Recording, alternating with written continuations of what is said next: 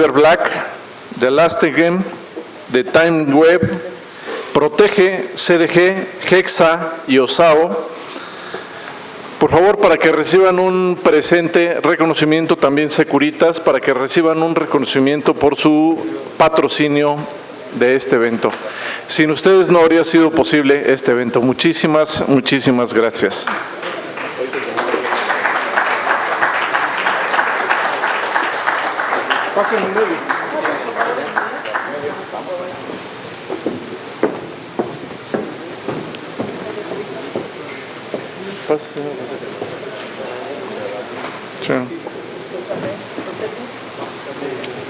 Pasa el pan, aquí los veo. ¿Sí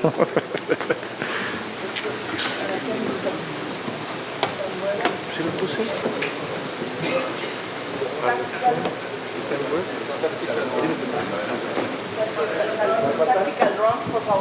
Tactical Drones, por favor. Tactical Drone. Protege.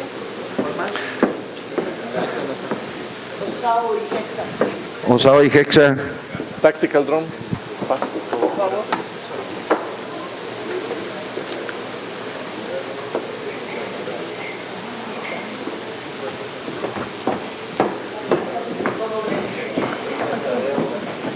Uno de un lado y otro del otro.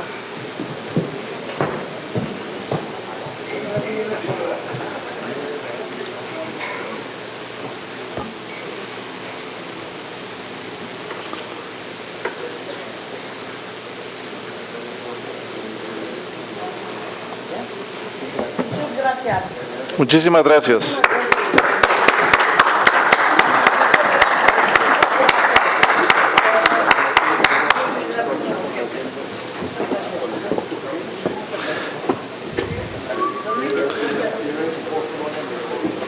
Y desarrollar unos nuevos. Hexa y OSAO. Gracias. Muchas gracias a todos ustedes por todo lo que hacen en la profesionalización del sector de seguridad. Nuestro siguiente panel. Hace algunos meses asistí a una sesión del Consejo Mexicano de Asuntos Internacionales y escuché con mucha atención un panel de mujeres espectacular, que no solamente resaltaban por su calidad humana, sino también por toda la brecha que han hecho de manera profesional para estar donde están hoy y que además han servido como inspiración, no solamente para muchas cientos y miles de mujeres profesionales, sino también para el sector. El panel se titula Defensa e Inteligencia, Retos y Oportunidades. En ellas estarán, y les voy a pedir que pasen al frente, la maestra Maribel Cervantes Guerrero, directora corporativa de HCBC, la maestra Marcela Figueroa, secretaria de Seguridad Ciudadana del Gobierno de la Ciudad de México, y por supuesto, subsecretaria,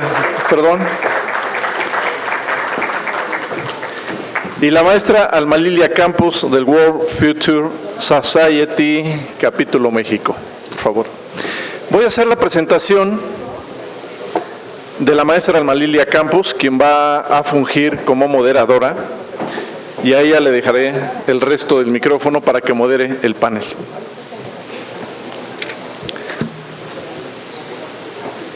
Alma Lilia Campos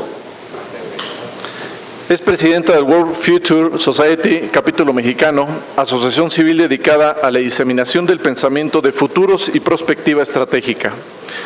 Con esta misión, la maestra Campos diseña, imparte y coordina acciones de formación y actualización en el marco de la formulación de programas, proyectos en la organización con orientación a largo plazo. Como parte del servicio público, la maestra Campos instauró el proceso de análisis prospectivo en materia de seguridad pública y se ha desempeñado a cargo de procesos de planeación institucional, organización y mejora administrativa, gestión y auditoría de la calidad y formación de personas en los ámbitos de seguridad nacional y seguridad pública durante más de 25 años. Es autora del ensayo Cultura Policial y Cambio Institucional en el marco de la perspectiva de género de México, para la obtención del grado de maestra en Administración Pública por el INAP, por el cual recibió mención honorífica. Desarrolló la investigación, discurso e interacciones en la implementación de políticas de acceso de las mujeres a una vida libre de violencia, caso San Luis Potosí, para la obtención del grado de maestra en Asuntos Políticos y Políticas Públicas por el Colegio de San Luis, la cual recibió también mención honorífica, mención especial en el marco del Premio INAP en su edición 2011. Cuenta con el grado de especialidad de prospectiva, Diseño del Mañana. Los hallazgos del trabajo terminal fueron publicados en el artículo Acceso de las mujeres a puestos de liderazgo en la institución policial en México, incluido en el libro Mujeres y Administración Pública en los órdenes de gobierno en México, Capacidad de decisión y poder en el espacio público, publicado por la Facultad de Ciencias Políticas y Sociales de la UNAM. Es egresada también del Programa de Estrategia Política y Defensa por parte del Centro de Estudios Hemisféricos de Defensa William Perry de Washington, D.C. Maestra Amalia, le dejo el micrófono. Muchísimas gracias y recibámosla nuevamente con un fuerte aplauso. Muchas gracias. ¿Sí me escuchan? ¿Sí me escuchan? Muchísimas gracias, maestro Enrique. Muchísimas gracias a esta asociación, a la Federación, por la iniciativa de organizar este evento, en el cual tengo el gratísimo honor de coincidir nuevamente con dos mujeres muy admiradas, quienes han tenido una trayectoria importantísima, trascendente en el ámbito de la seguridad pública, la inteligencia civil y ahora la seguridad en el ámbito privado. Como sabemos, yo voy. Muchas gracias.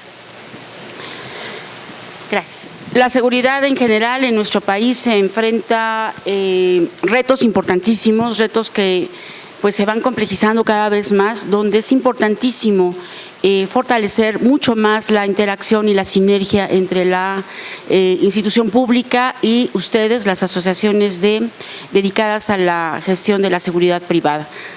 En ese sentido, pues me es muy grato moderar este panel, va a ser muy ágil, vamos a hacerlo con una dinámica de preguntas y respuestas y entiendo que después habrá una sesión de intercambio con la audiencia por si quieren ustedes dirigirse a cada una de las maestras, a quienes a continuación presento. En el primer lugar a la maestra Marcela Figueroa Franco, actualmente subsecretaria de Desarrollo Institucional en la Secretaría de Seguridad Ciudadana de la Ciudad de México. Ella es maestra en Ciencia Política con especialidad en Política Comparada por la Universidad Central Europea, con sede en Hungría, y licenciada en Ciencias Políticas y Administración Pública por la UNAM. Asimismo, cuenta con estudios en Políticas Públicas y Teoría Política por la Universidad de California, Campus San Diego. Se especializa en temas de seguridad pública y ciudadana y ha participado en diversos proyectos de investigación y consultoría tanto para el sector público como para el privado, en temas referentes a la elaboración, análisis y evaluación de programas e indicadores de seguridad, así como de desarrollo policial y prevención social de las violencias y el delito. La maestra Figueroa, desde la sociedad civil, elaboró evaluaciones en materia de desarrollo policial a una decena de policías estatales y participó en el diseño e implementación de mecanismos de supervisión de la policía. Fue coordinadora de información y editora en diversos medios de comunicación de alcance nacional y directora de implementación de política pública en la Agencia Digital de Innovación Pública de la Ciudad de México. En la Secretaría de Seguridad Ciudadana, en esta Ciudad de México, se ha desempeñado como directora general de carrera policial de noviembre de 2019 a marzo de 2021 y en esa fecha asume este cargo actual como subsecretaria de Desarrollo Institucional, donde es responsable de las políticas para el desarrollo policial de un estado de fuerza de 80,000 integrantes. Maestra, muchas gracias. Bienvenida a este foro.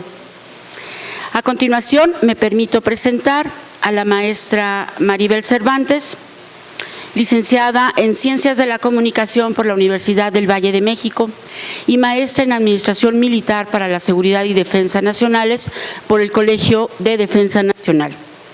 En febrero de 1993 ingresó como analista al entonces Centro de Investigación y Seguridad Nacional. En 1997 se desempeñó como jefa del Departamento de Análisis Táctico y tiempo después, en 99, ocupó el cargo de secretaria técnica de la Coordinación General de Inteligencia para la Prevención de la entonces Policía Federal Preventiva. De 2001 a 2003 fungió como coordinadora de asesores del titular de la Agencia Federal de Investigación. En 2007 cumplió con el cargo de coordinadora de la Unidad de Desarrollo de la Secretaría de Seguridad Pública Federal y de 2009 a febrero de 2012 se desempeñó como jefa de la División de Inteligencia Policial de la propia Secretaría de Seguridad Pública. En 2012 fue nombrada por el presidente de la República como comisionada general de la Policía Federal, teniendo como responsabilidad dictar y supervisar las medidas tendientes a garantizar la prevención de delitos, el mantenimiento y restablecimiento de la seguridad pública. Fue directora ejecutiva de la Comunidad Latinoamericana y del Caribe de Inteligencia Policial, el CLACIP. Además, se desempeñó como secretaria ejecutiva de Ameripol y durante su trayectoria en Policía Federal participó activamente en el programa bilateral Iniciativa Mérida. En 2006 recibió la condecoración Cruz al Mérito Militar con distintivo blanco y en 2007 la condecoración Cruz al Mérito Militar por su participación en tareas de combate al terrorismo internacional. Recibió la condecoración Teniente Coronel Javier Antonio Uribe Uribe, máximo símbolo de inteligencia en la Policía Nacional de Colombia, así como el distintivo de inteligencia Obelisco. Hasta diciembre de 2013 estuvo al frente de la consultoría CMC, Análisis e Inteligencia Empresarial, y en 2014, a la fecha, se ha venido desempeñando en la Unidad de Inteligencia Financiera de HSBC México. En 2016 fue presidenta de NEMO, Compañía Española de Ciberseguridad y Ciberinteligencia, y de septiembre de 2017 a 2020 fungió como secretaria de Seguridad del Estado de México, donde dirigió la estrategia de transformación de la Policía Estatal y del sistema penitenciario en la entidad. Desde junio de 2021 se desempeña como Head de Protección y Seguridad en HSBC México y siendo la responsable de la estrategia para la seguridad física de toda la red de sucursales, ATMs y edificios corporativos. Ha participado como ponente en diferentes foros y conferencias sobre seguridad pública, violencia de género, lavado de dinero, prevención y desarrollo policial, entre otros temas. Sin más, pasamos a esta primera ronda de preguntas y respuestas y en ese sentido me gustaría iniciar con la participación de la maestra Figueroa, quien está a cargo de un tema importantísimo de la mayor trascendencia, que es la formación y el desarrollo de las policías, que un fenómeno de tanta complejidad como es el de la seguridad pública y la seguridad en general nos está atenazando cotidianamente con una gran cantidad de retos y desafíos. En ese sentido, maestra, me gustaría iniciar esta ronda preguntándote cuáles son esos retos que tú identificas en materia de formación del personal policial, sobre todo ahora que hablamos también de perspectiva de igualdad y equidad de género. Hola, muy buenas. ¿Sí se escucha? Sí.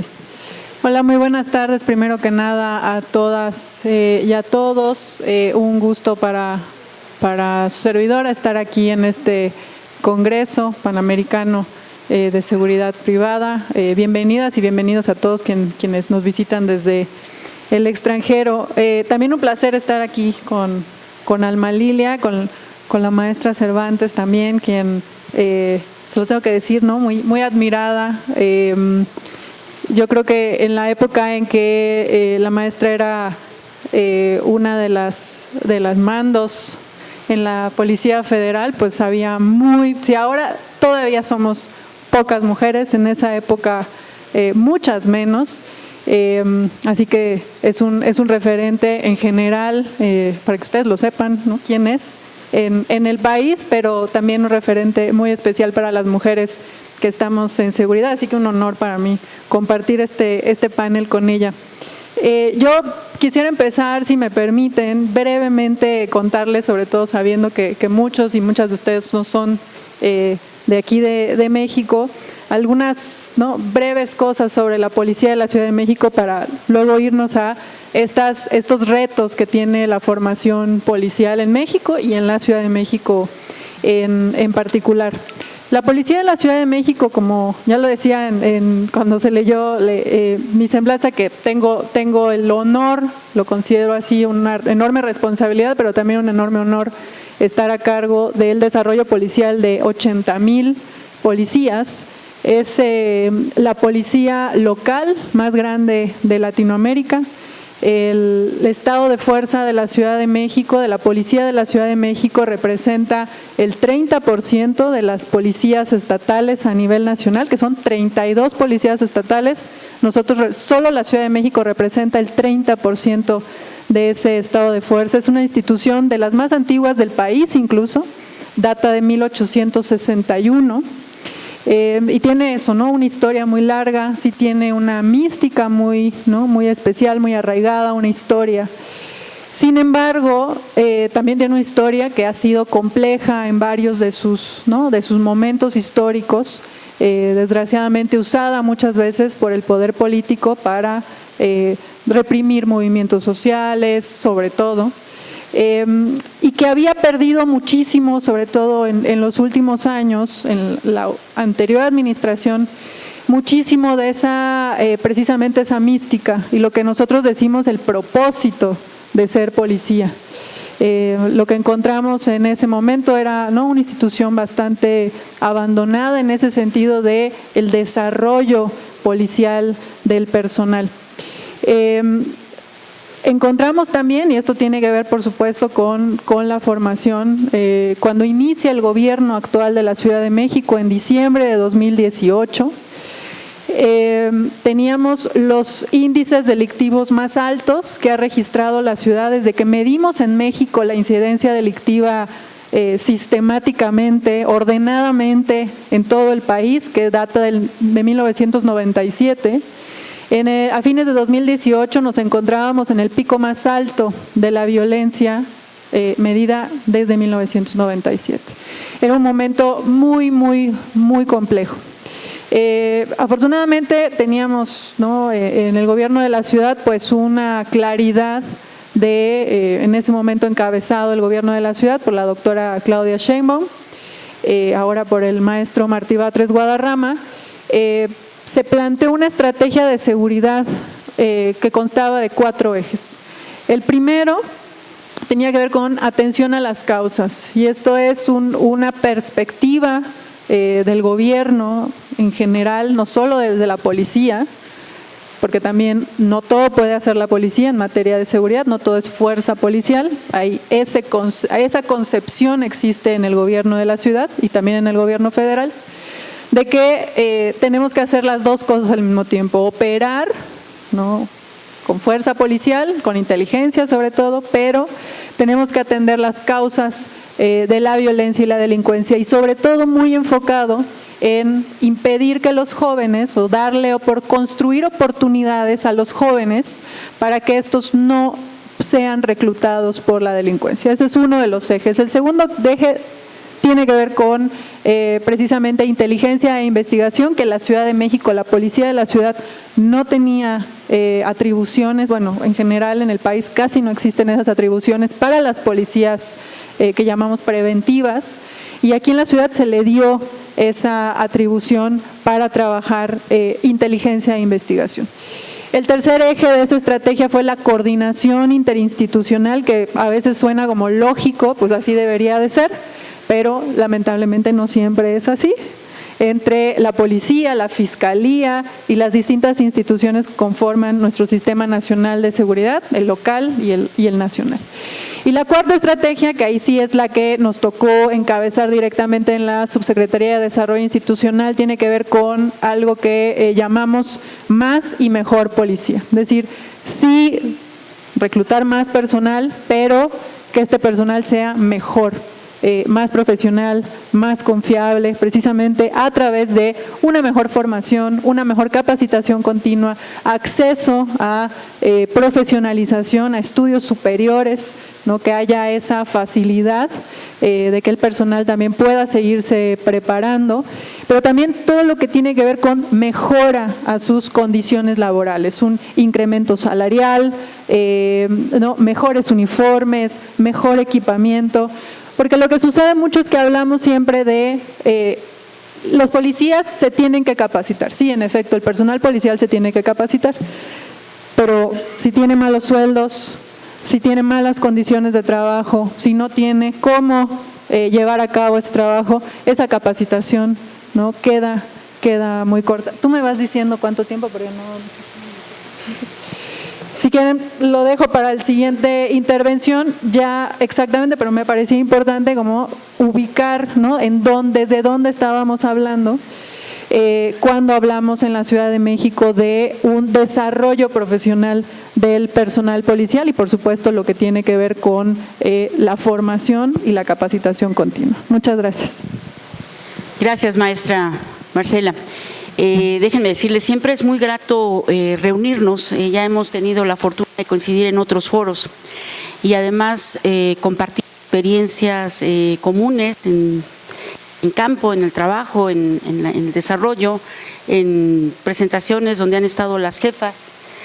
Fue muy grato cuando nos hablaron justamente de esto que está mencionando la maestra Figueroa, ¿no? Cuando las mujeres dentro de la corporación policial en la Ciudad de México tuvieron con toda libertad acceso a portar el cabello largo, a ornamentarse en la medida que ellas lo deseen, expresando su libre personalidad, que es un derecho, pero también ese reconocimiento en general a los derechos del personal policial. Es muy grato constatarlo en la práctica, maestra, y como siempre coincidir y escucharte.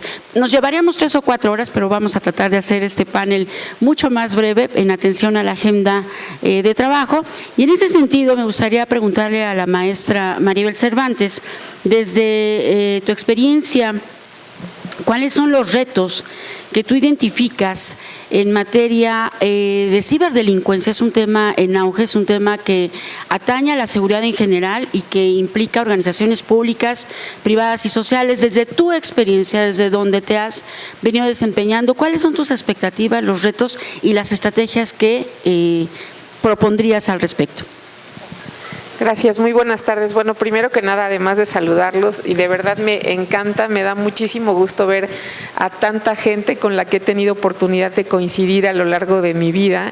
Muchas gracias a Marcela por tus palabras y por compartir este panel. Alma y yo pues fuimos compañeras en el CISEN, o sea, ya estamos hablando, pues a veces ya lo vemos como a la distancia y es la prehistoria ya para nosotras, pero la verdad, igual que José Miguel, y bueno, tanta gente con la que tenemos oportunidad de encontrarnos en estos foros, la verdad siempre es muy bueno ver a colegas, amigos, a compañeros, y gracias por la invitación, de verdad, es para mí un honor estar aquí.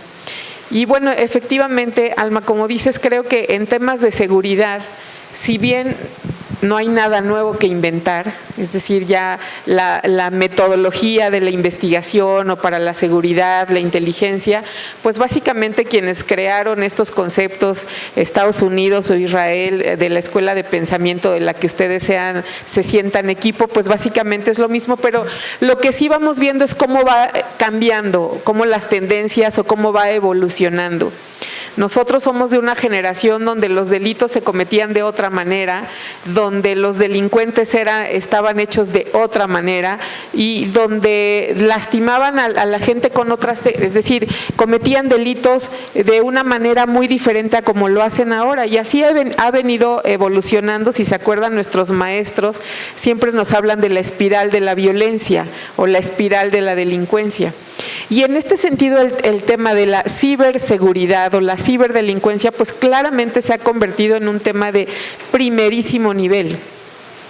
Nunca vamos a poder dejar de lado las tendencias o tipologías con las que hemos crecido en materia de delincuencia organizada o común, pero también hemos tenido que ir aprendiendo todas estas nuevas tendencias o tipologías que han echado a andar los delincuentes. Y la ciberseguridad, y tenemos aquí expertos, Dena es uno de ellos, en la materia.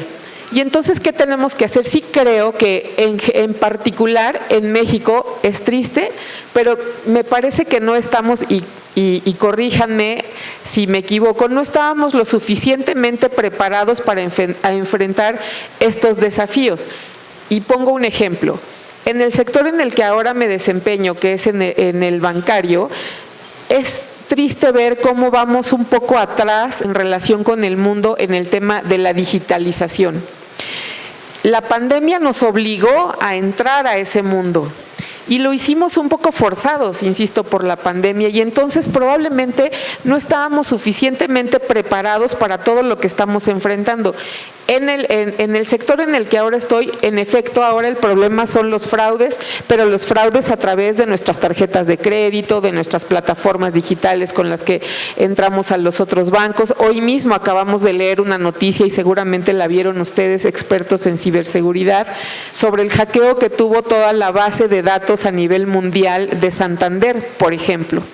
Y entonces para nosotros se convierte en uno de los mayores retos, Alma, porque justamente tenemos que avanzar y tenemos que allegarnos a personas como ustedes que a eso se dedican y están todos los días tratando de ver cómo se está desarrollando el mercado ilícito en términos de ciberdelincuencia, para que podamos hacer equipo con las instituciones, pero no solamente las gubernamentales, pero también las privadas, y poder enfrentar estos delitos, porque además, aunque son cosas que estamos viendo en la red, pero finalmente llegan y atacan e inciden en personas como ustedes y nosotros. Al final, el fraude interno, por ejemplo, pues involucran o tienen la manera de llegar a nuestros propios empleados, ¿sí?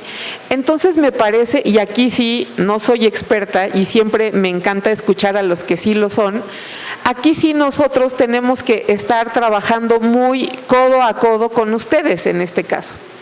Y todos nosotros que estamos en alguna institución, ya sea pública o privada, tenemos que estar abiertos también a ese conocimiento. Insisto, hablamos ya de espirales de la delincuencia.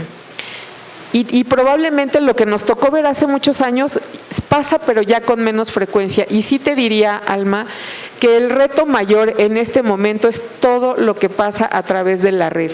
Es así, ¿sí?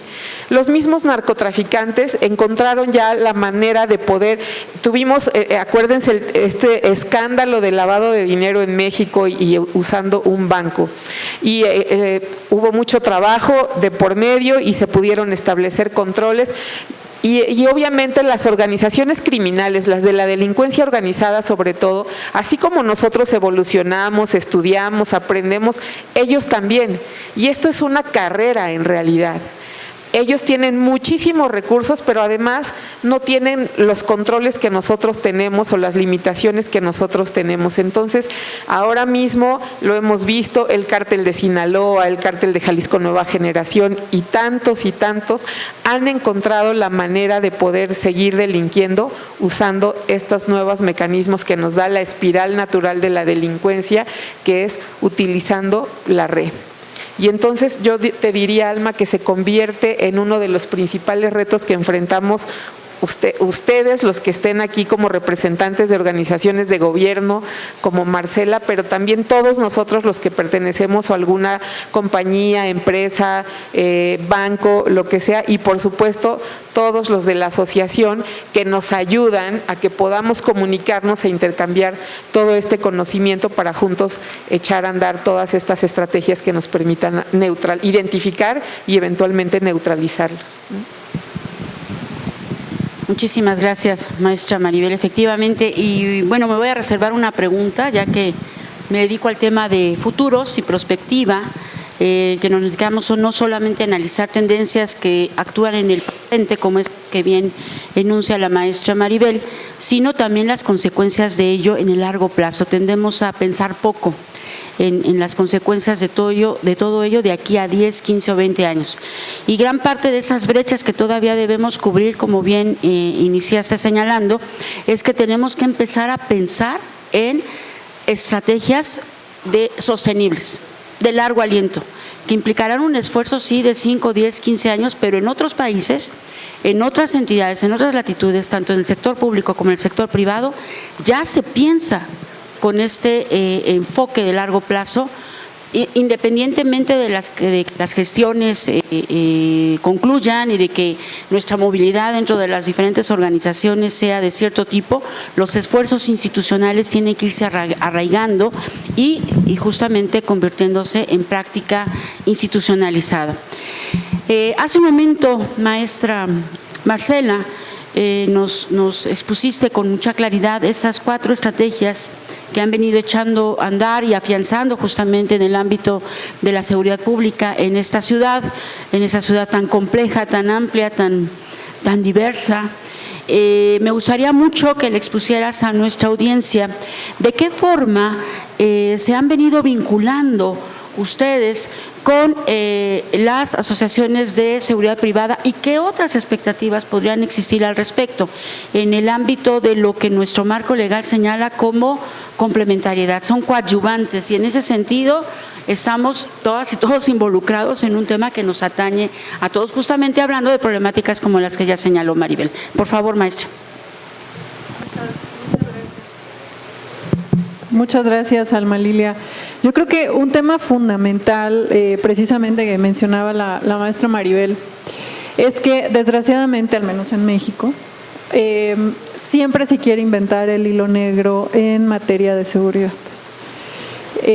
Lamentablemente, prácticamente cada 6 años, ¿no?, hacemos un completo cambio de instituciones, estrategia, y luego chistosamente también regresamos al mismo punto, porque en efecto ¿no?, regresamos a las mismas estrategias porque son las que funcionan, ¿no? Siempre que se intenta algo extremo, muy diferente, no, realmente lo que funciona también todos lo sabemos. Y creo que ese es uno de los graves problemas y también un poco de lo que hablaba anteriormente, que tiene que ver con los retos también de la profesionalización, tanto en la seguridad pública como en la privada, es precisamente esto, que no hay una visión a largo plazo. Cuando son cambios institucionales, y yo por eso les platicaba al inicio, ¿no?, de qué tipo de institución estamos hablando, al menos en la Policía de la Ciudad de México, que es una institución formada por 80,000 policías, con esta enorme antigüedad, historia. Sus cambios institucionales no son de un día para otro. Habrá algunos que sí se pueden impulsar mucho más rápido y otros a mediano plazo, pero hay otros que van a tardar muchísimo en que sucedan. Pongo solo el ejemplo por ejemplo, el salario a las y los policías de la ciudad. Los policías de la ciudad estaban ganando aproximadamente 11,000 pesos mensuales para 2018 en términos brutos. Y ha habido un incremento, estábamos en los últimos lugares a nivel nacional, siendo la capital del país, de nuevo lo que les decía, la policía, pues sí se puede decir la más grande o importante, significativa del país, por no decir importante.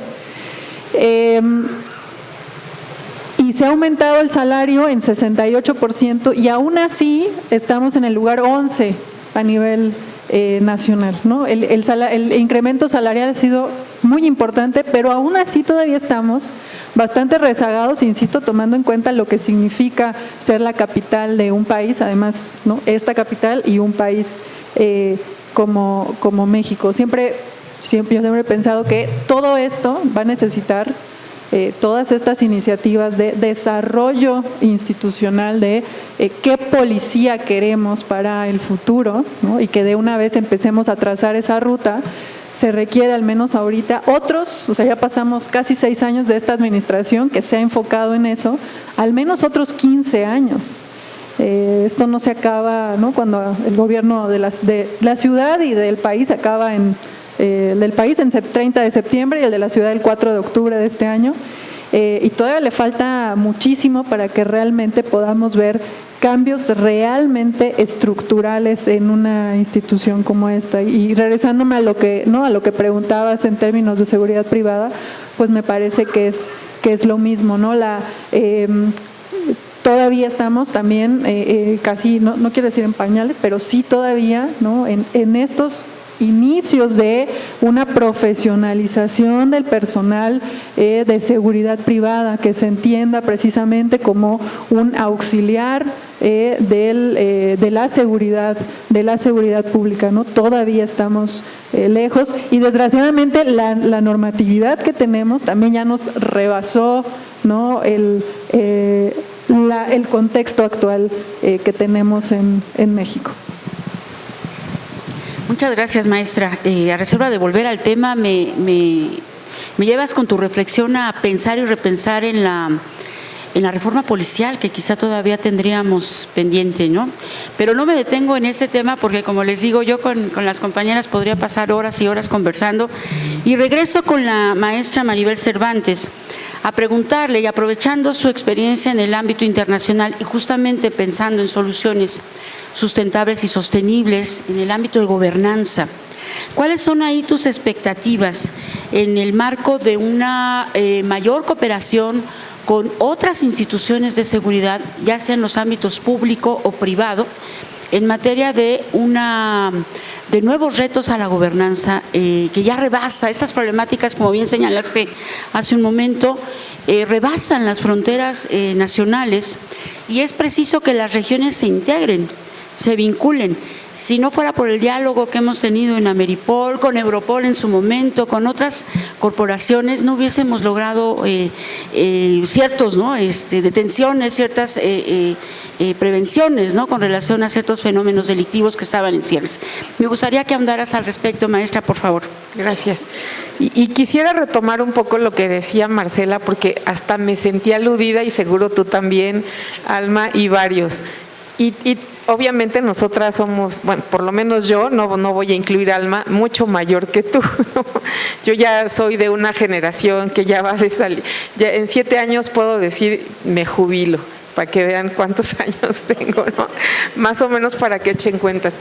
Y ahora que te escuchaba, es que hasta en palabras de los jóvenes, hasta me ardo, la verdad.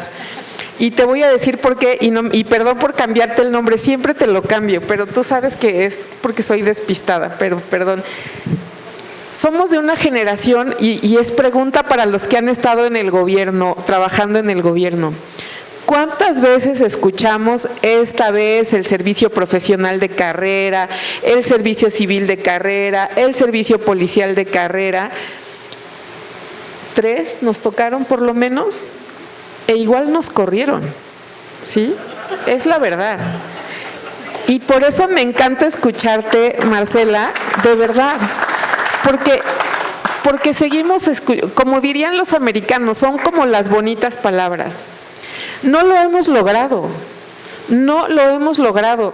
Yo trabajé 25 años en el servicio público y por ahí andamos todos, por lo menos los que ya nos identificamos.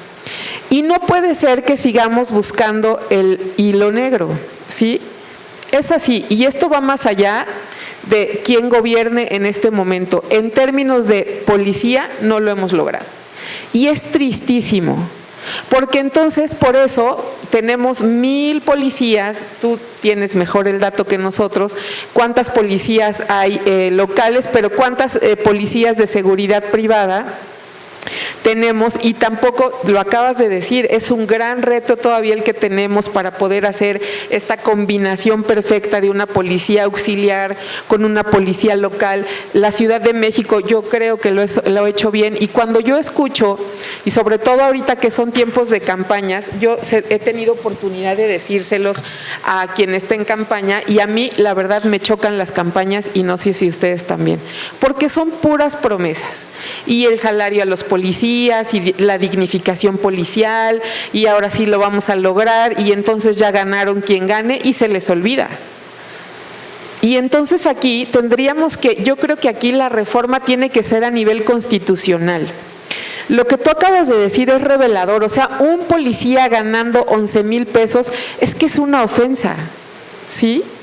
Y yo siempre se los decía cuando estaba en el Estado de México a los empresarios, así como ustedes, como tú, ¿por qué crees que un policía que gana 10,000, 8,000, 6,000 pesos va a dar la vida por ti?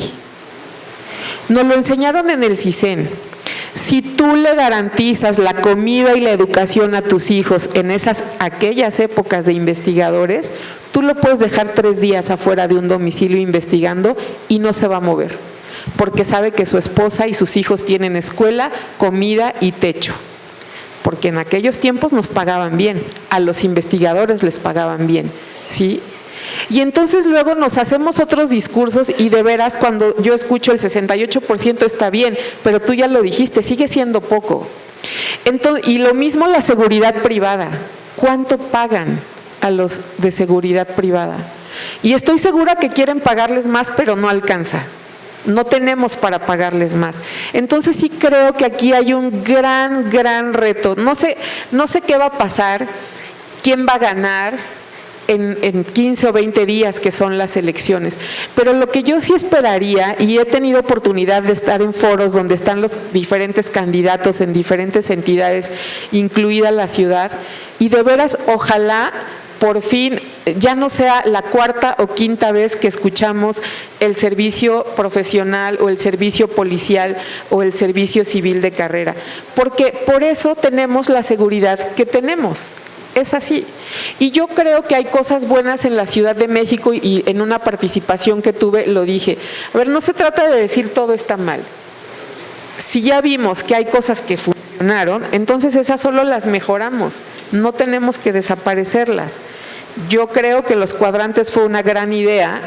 Bueno, retomemos los cuadrantes, pero ahora hagámoslo con un mapeo, o sea, no lo dejemos el cuadrante ya forever, ya saben, y entonces siempre es el mismo, no, porque el delito va cambiando, ¿sí? Entonces, creo que ya se me acabó el tiempo que tenía para esta pregunta, pero la verdad, como digo, y pido una disculpa, cuando escuché a Marcela, que además me encanta, las cosas que dice y cómo lo hace, sí me sentí aludida, o sea, dije, no, espérame, porque a mí 3 veces me la compré, las 3 me corrieron y no tengo ni servicio profesional, me echaron nada más, ustedes saben, en el gobierno te vas con la quincena que te acaban de pagar y si tenías seguro de separación ya lo hiciste, pero si no, mala tarde.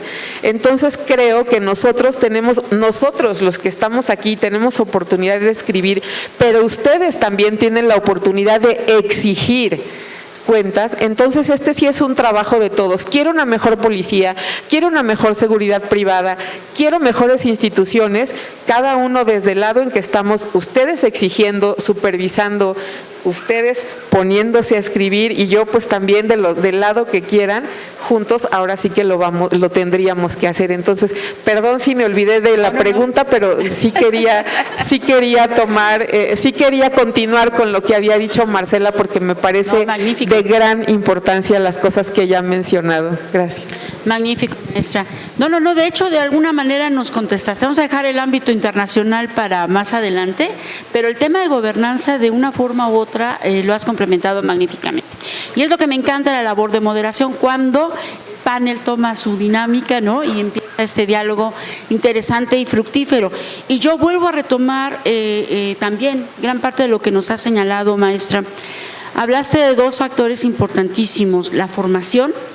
Es decir, es importante que el integrante de la organización, de la institución policial, cuente con un adecuado régimen de seguridad social, efectivamente, que cuente con una adecuada formación, efectivamente es tema de campaña y estamos hablando en las redes como lo hacemos hace 5, 10, 15, 20 años, nada más que menos tecnologizados. Pero el tema sigue pendiente.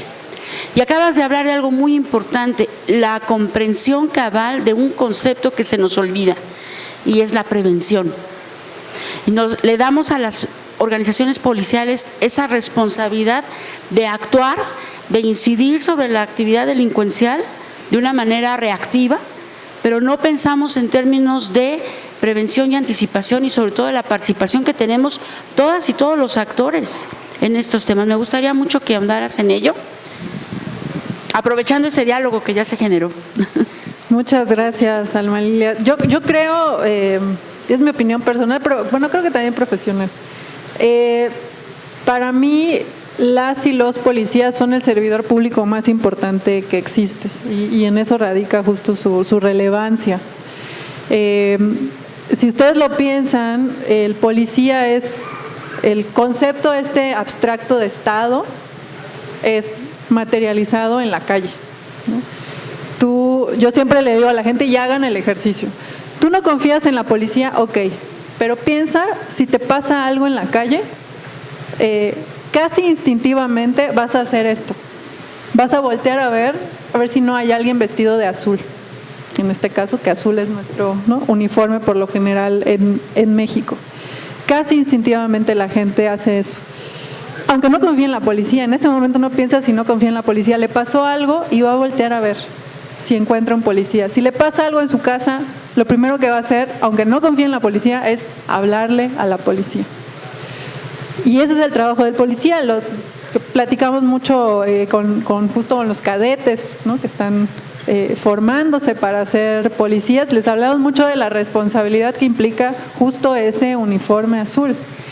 En el momento que tú con ese uniforme azul te paras en la calle, pones un pie fuera, ¿no?, de la academia, eres prácticamente todo, y por eso digo que es, ¿no?, el Estado en la calle, porque nos reímos un poco cuando pongo estos ejemplos, pero suceden todos los días, al menos en la ciudad. Por supuesto, si me pasó, fui víctima de un delito, voy y oficial, me acaban de asaltar, pero también es oficial, voy a tener un bebé ahorita, oficial, ¿no?, rescáteme de suicidarme, porque todos los días los policías rescatan suicidas, atienden partos en los lugares menos pensados, como en el metro. No sé por qué a los niños les encanta el metro para nacer, y el primero que está ahí es un policía, el policía que está cuidando el metro mientras llega, por supuesto, el servicio, ¿no?, el servicio médico. Entonces, pensar, ¿no?, esta complejidad, regresando siempre al punto de, ¿no?, la formación, estos retos que tiene la formación, tienen que ver también con esto, con lo que decía la maestra Maribel de los delitos. No cambia, ¿no? El fenómeno delictivo ha cambiado, sobre todo además en los últimos 20 años, de una manera estrepitosa, y todos lo sabemos, nuevamente con lo que mencionaba. Necesitamos nuevas habilidades, nuevas tecnologías, y además cuando adquirimos una tecnología ya está súper rebasada, ¿no?, y la delincuencia ya tiene la mejor, y mientras adquirimos la siguiente, ellos ya tienen la mejor, y así nos la pasamos todo el tiempo. También en esto, ¿no?, en lo que tiene que ver con la vida cotidiana realmente, y refiriéndome a lo que planteabas de la prevención, finalmente también, ¿no?, eso es prevención. Pero si no tenemos justo un estado de fuerza, una corporación,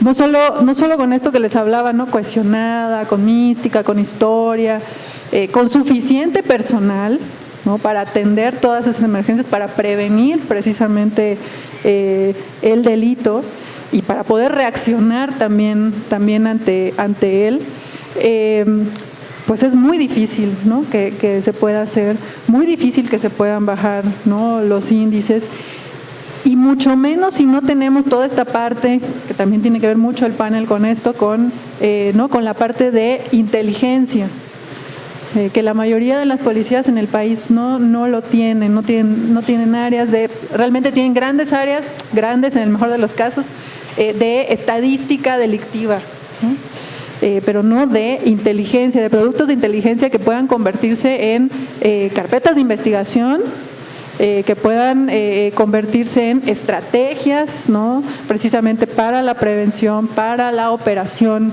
de las policías. Y me parece que también otra de las dificultades está en que también a las y los policías se les, voy a decirlo con esta palabra coloquial, encaja demasiado, ¿no?, demasiadas responsabilidades queremos que cumplan. Algo que la verdad funcionó muy bien en el gobierno de la ciudad, ha funcionado bien estos años, es que los programas de prevención del delito, la policía participa en ellos, pero no es la única entidad responsable. Porque ¿qué sucede cuando hablamos de estos términos de policía de proximidad, que por supuesto tiene que ser así, policía de barrio? Sí, claro, pero el policía toca la puerta de un domicilio y abre el vecino, la vecina, y dice, me presento, soy, ¿no?, el policía tal, aquí tenga mi teléfono, ¿qué problemáticas tiene? Y la señora seguramente va a decir, es que hay baches, es que no hay luminarias, y el policía no puede resolver eso. Es que mis hijos los están juntándose con la pandilla del barrio y van a la escuela, no, y el policía ¿qué va a hacer? Entonces, creo que también se ha malentendido que como si a la policía le tocara todo lo que tiene que ser de prevención. Me parece que el papel de la policía es fundamental en materia de prevención, pero no puede ir sola la policía a enfrentar literal todos los problemas que está viviendo una comunidad. Tiene que ir acompañada de todos los otros servicios que ofrece el Estado como tal. Les decía, aquí en la ciudad, pues sí va el policía, pero va la Secretaría de Cultura, el Instituto del Deporte, el Instituto de la Juventud, la Secretaría de las Mujeres, la Secretaría de Educación, como para identificar los problemas que tiene cada familia, sobre todo en comunidades que identificamos con alto grado de marginalidad y violencia. Gracias, maestra. Pues retomando tu comentario, preguntándole ahora a Maribel con relación a esas prácticas de prevención que han demostrado ser exitosas y que a lo mejor podríamos explorar mucho más allá sus posibilidades y perfeccionarlas, ¿no? Como los cuadrantes, los hotspots, que son prácticas internacionales que han demostrado su eficacia, que los hemos implementado con cierto grado de éxito, pero que necesitamos ir mucho más allá de sus alcances actuales. ¿Qué nos podría decir, maestra? Y sobre todo, con relación a este otro punto que menciona Marcela, su relación con la aplicación de la inteligencia con fines estratégicos, tácticos y operativos. Gracias. Y yo creo que, bueno, a mí la inteligencia, pues creo que es de los temas que más me gustan y coincido absolutamente contigo. Y creo que un poco nos pasa y volvemos, siempre que analizamos vamos a volver al problema de origen. Querer estar reinventándonos en periodos muy cortos. Y creo que ahí está la clave. Cuando dejemos de hacer eso y podamos, si ya encontramos o ya vimos que hay un modelo de seguridad que está dando buenos resultados, ese modelo tenemos que consolidarlos. Pero ¿qué pasa en este país? Que asociamos una estrategia a personas y no a instituciones. Y entonces, como las asociamos a personas y la persona me cae gorda, en el mejor de los casos, pues entonces anulo todo eso. Y eso me lleva un poco, y trataré de contestar la pregunta anterior que tenía que ver con la cooperación internacional. Ustedes, y por cierto los felicito porque están haciendo un congreso panamericano, o sea, están viendo y saben dónde están los apoyos y dónde están las técnicas y dónde están las nuevas estrategias y están yendo por ellas, pero es con su inversión. Sí, es bajo su propia inversión. ¿Qué nos está pasando a nosotros o qué nos pasa a nosotros en el país? Desafortunadamente nunca, y nuevamente les digo, ya tengo muchos años en esto, o siempre hemos tenido poco dinero. Y siempre o muchas veces hemos dependido del apoyo de otros países, con programas perfectamente legalizados y justificados. España, el Ministerio del Interior, tiene fondos destinados para apoyar a países de Iberoamérica. Me refiero con capacitación, con entrenamientos muy específicos a policías, a ministerios públicos. Estados Unidos, bueno, Iniciativa Mérida, llámenle como quieran llamarle, pero siempre hemos recibido apoyo. Desafortunadamente, por una razón que creo que no entendemos, esta administración cortó prácticamente esos apoyos. Y nosotros no tenemos suficiente dinero para mandar a capacitar al personal a otro país. Y entonces no es que seamos malos, pero nos estamos limitando una parte de una gran capacitación que se nos ofrece en otros países. Y entonces nos empezamos a quedar un poco cortos, porque en efecto en inteligencia y en seguridad ya no hay nada nuevo que inventar, hay que mejorar. esas técnicas de investigación o de inteligencia, y esas están en otros países ya desarrolladas, y nosotros no tenemos acceso a eso porque no tenemos dinero. Y entonces tenemos que quedarnos aquí.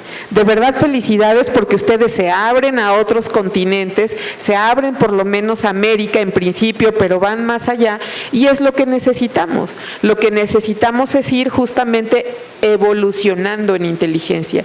¿Y qué hacemos los que estamos en seguridad corporativa? Si se fijan, cada vez más las empresas contratan ex algo. Cada vez más ven más un ex policía, un ex comisionado, un ex secretario. Es la verdad. ¿Y por qué lo hacen? Porque obviamente tenemos la formación, o hemos tenido la oportunidad de habernos formado en ciertas materias. Y ese conocimiento, formación en inteligencia es lo que nos permite, por lo menos a mí, en el lugar donde trabajo ahora, pues tratar de implementarlas, desarrollarlas. Obviamente habrá algunas limitaciones por ley, por procesos, eso es así, pero siempre la inteligencia, siempre que podamos hacer uso de la inteligencia y que podamos implementarla en nuestros centros de trabajo, siempre vamos a tener muy buenos resultados. Así ocurrió con la inteligencia, los que venimos de agencias de inteligencia, así nació la Policía Federal Preventiva. Es simplemente este método que aprendimos con los israelíes o con los americanos de análisis, investigación, procesamiento, explotación, que era para la seguridad nacional, se convirtió en policial para la seguridad pública.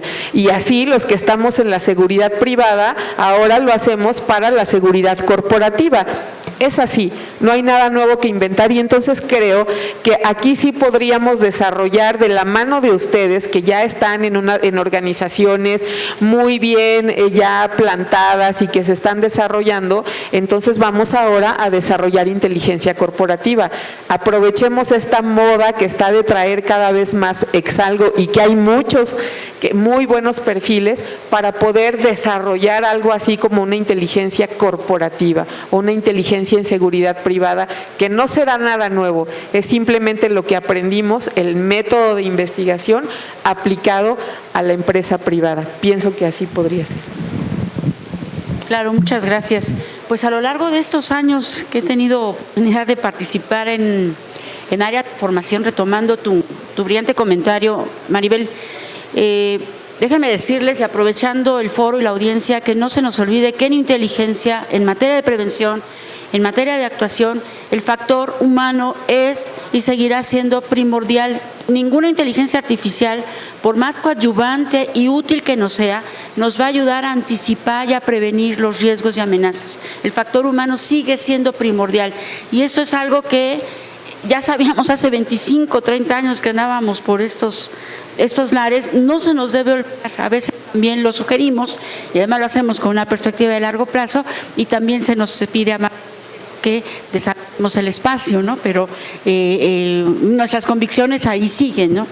Ahora pasaríamos al plano personal. Yo las he visto, he seguido sus carreras, coincidimos en más de un foro. Me gustaría mucho que en el ámbito de lo individual, de su experiencia personal, pudieran compartirle a esta audiencia aquellos retos que han superado, que han enfrentado, aquellas estrategias e innovaciones que han ustedes puesto en práctica desde su perspectiva individual, su historia personal. Adelante, por favor, maestra. Muchas gracias. Bueno, pues yo creo que han sido muchas cosas, así como que retos muchísimos. Yo creo que una cuestión fundamental, y ahora que sí, como preguntas, personal e individualmente, sí puedo decir que me siento orgullosa de muchas, pero de esta creo que en especial, tiene que ver con, literal, siempre que se habla de perspectiva de género, queda como igual, como lo que les decía, no este concepto del Estado, ahí, perspectiva de género, ahí un curso, cosas de mujeres, que que sobre violencia, como que se queda muy ahí. Y creo que en el gobierno de la ciudad y en la policía, lo que logramos en esta administración fue que por primera vez eso perspectiva de género tan etéreo realmente se conjugara precisamente con la visión institucional y de estrategia de seguridad, pero también de desarrollo interno de la policía de la ciudad.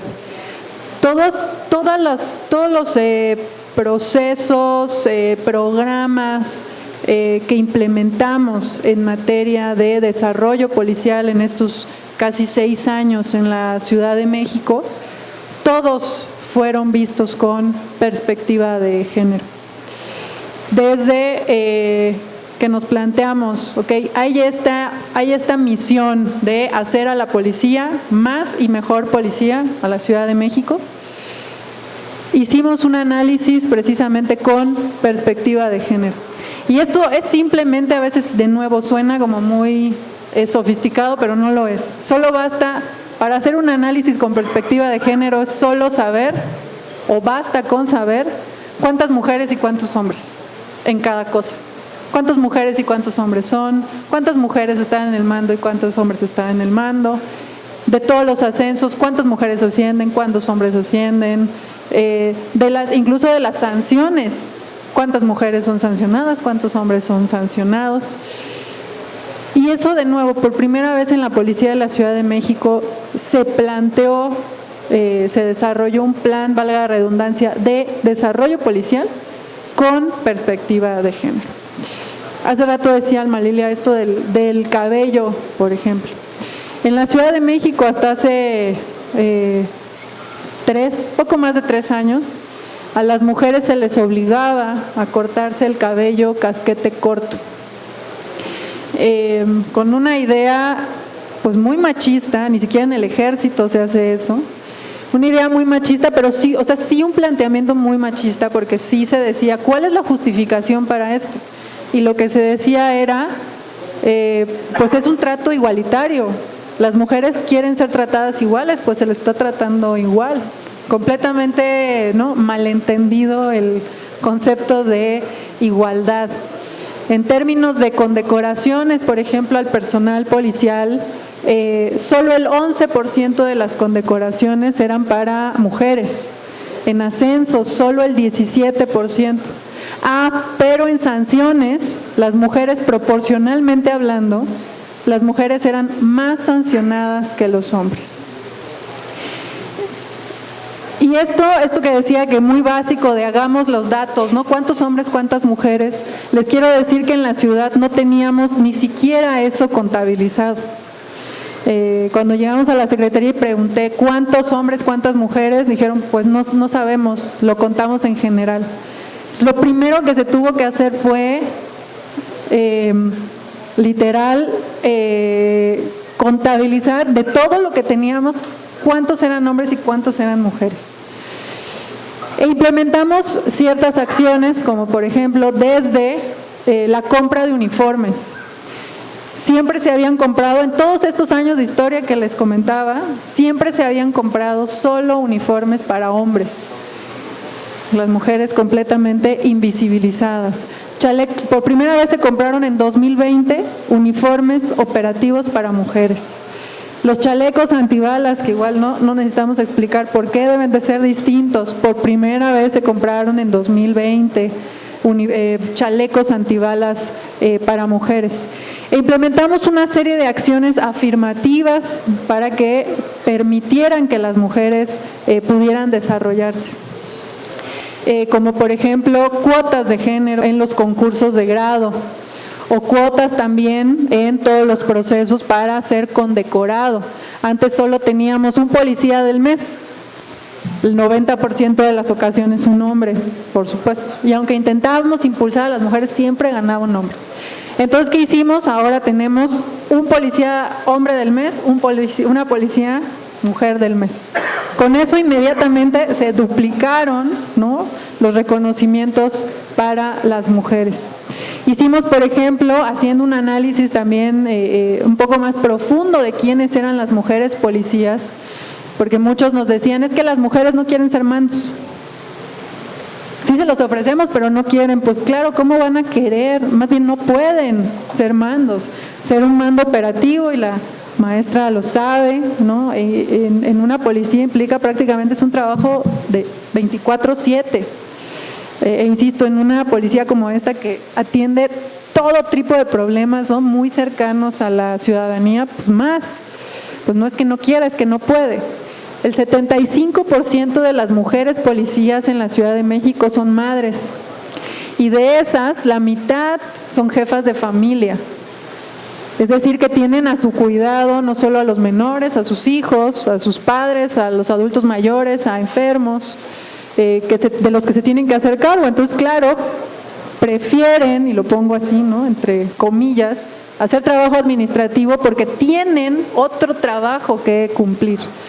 Y una de las cosas que hicimos justo para impulsar el desarrollo de las mujeres dentro de la institución fue, por ejemplo, construir una guardería 24/7. Funciona 24 horas, 7 días a la semana, exclusiva para hijos e hijas de mujeres policías, que pudieran adecuarse a los horarios que tienen las mujeres. Bueno, en general las y los policías, pero en este caso sí estábamos pensando en cómo impulsar a las mujeres. Hemos tenido muy buenos resultados en estos 5 años, insisto, le falta muchísimo, no se puede decir que ya. Pero para ponerles algunos datos de ejemplos, les decía que el 11% de los reconocimientos eran para mujeres, solo el 11%. Actualmente estamos en 40% de los reconocimientos son para las mujeres. En ascensos iniciamos con 17% de ascensos para mujeres, y ahora en toda la administración el 47% de los ascensos han sido para mujeres.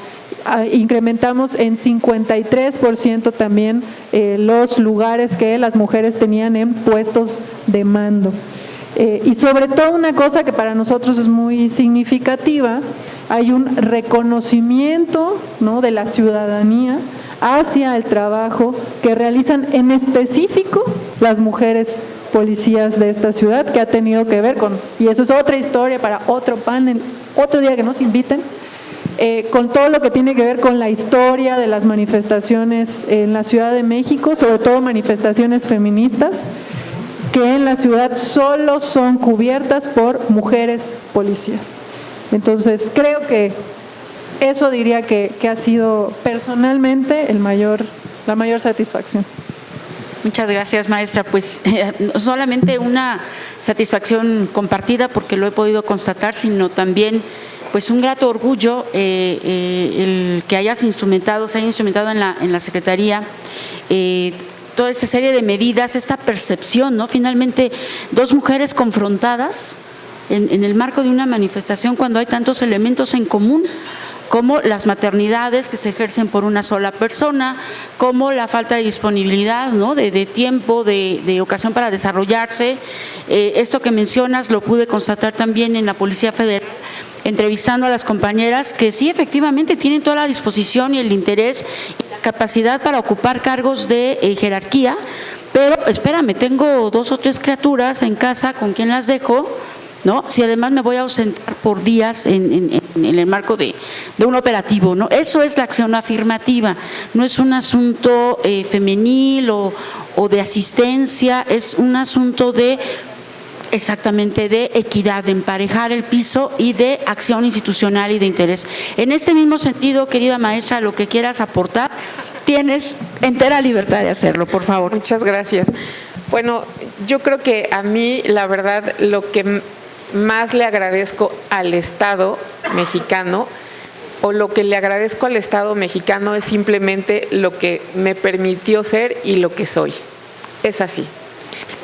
A nosotros, y voy a decir bien su nombre, a Luis Miguel, Vena, a mí, a Alma, a muchos que andan por aquí, nos reclutaron muy jóvenes, sobre nuestros 18, 20 años. Como ya les dije, yo en 7, 8 años paso por mi hoja rosa ya, ¿no?, y estaré fuera ya de una empresa como tal. Y lo que nos enseñaron o lo que nos decían es, normalmente todos entramos a trabajar por una necesidad económica, de que quieres hacer algo, me aburro en mi casa, no sé, la que quieran. Y lo más importante para nosotros, en su momento cuando estábamos en formación, digamos, y luego cuando tuvimos la oportunidad de tener posiciones de liderazgo, es que esa necesidad se convierte en convicción. Cuando logramos eso, pienso que estamos del otro lado. La primera vez que yo entré a un banco, que es curiosamente el mismo banco que me volvió a contratar ahora en esta segunda etapa, y me decía, ¿pero cómo hiciste para sobrevivir? Entonces tenía 22 años de servicio. ¿Cómo hiciste para sobrevivir y para no corromperte? Y la verdad yo dije, porque me la creí. La verdad me la creí. O sea, yo sí creía que estaba trabajando por un país. Yo sí creía y estaba convencida de que tenía una causa. Y en aquellos años platicábamos mucho. Y tú recordarás, Luis Miguel, de nuestras preguntas era, ¿qué sigue después de esto en el CISEN? No veíamos nada más, para nosotros ese era nuestro mundo. Pero insisto, creo que la clave, Alma, Marcela y todos, es que esa necesidad en cualquier ámbito de tu vida que te desarrolles se convierta en convicción. Pero además ya cuando tienes la oportunidad de encabezar equipos, que eso también lo logres con tus equipos, que se convierta en una convicción, ¿sí? Hablabas de las condiciones en las que trabajan los policías, pero en la seguridad privada no nos quedamos atrás, ¿eh? Yo tengo monitoristas, mujeres u hombres, que están ahí trabajando, de veras, uno que ganan bien poquito y dos que trabajan horarios verdaderamente extenuantes. Entonces el reto se convierte en un reto para todos. Y creo que lo que más me ha dejado, insisto, es esta convicción. Yo soy apasionada, como seguramente ya se dieron cuenta, de la seguridad, de la inteligencia. Yo sí creo que hay un mañana. Yo sí creo que sobre todo cuando ya es empresas y que se muestran tan interesadas en que podemos generar un cambio, a mí sí me emociona mucho, la verdad, y yo sí digo, bueno, sí quiero seguir trabajando y sí creo que hay muchas cosas por hacer por los oficiales de seguridad privada, pero por los policías. O sea, sí creo que si queremos estar a la altura de cómo están en otros países, tenemos que buscar esas oportunidades para nuestros agentes de seguridad privada, para nuestros policías de la Ciudad de México o locales, para nuestros policías auxiliares. Yo creo, insisto, a mí lo que más le agradezco a la vida y al Estado mexicano es lo que soy. Nada más, se lo debo todo y me siento muy, muy agradecida y orgullosa y honrada de haber sido formada y haber podido trabajar en policía, en inteligencia, en seguridad pública y ahora en la iniciativa privada. Me siento muy, muy honrada, la verdad. Gracias.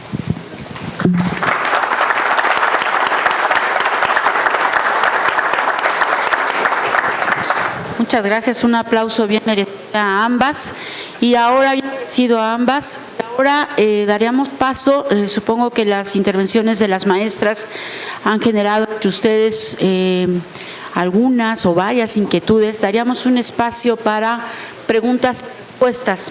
Si son tan gentiles de exponerla, me gustaría mucho, ustedes ya se conocen, nosotras no, si te presentas, Aló. Por favor, adelante. Hola, mi nombre es Rodrigo Rojas, vengo de Chile. Soy ex oficial de Carabineros de Chile, de la policía chilena, me imagino que la conocen. Y tenía dos consultas a Marcela y a Maribel. A Marcela con respecto al discurso y al diagnóstico, que parece que coincidimos en todo Sudamérica de lo mismo. Entonces, con respecto a eso yo quería saber... Tú comentabas que hiciste muchas cosas, no tú, digamos, tu entorno. Entonces, me gustaría saber si esas cosas, acciones que desarrollaron han tenido buenos resultados y si manejas datos para poder compartirnos, digamos, esas buenas experiencias. Y en segundo lugar, a Maribel, consultarte si tú has trabajado tanto con estamentos gubernamentales sobre si la ley de inteligencia o de antiterrorismo o algún otro tipo de ley semejante a ello, digamos, ¿cómo se han articulado con el gobierno? Lamentablemente en algunos países, que no quiero nombrar, hablar de inteligencia o de terrorismo se asocia mucho a derechos humanos, ¿no es cierto? Y hemos tenido problemas al respecto en la región. Entonces quería saber cómo se convive en México, tanto con los tribunales de justicia, con las policías con respecto a la ley de inteligencia. Gracias.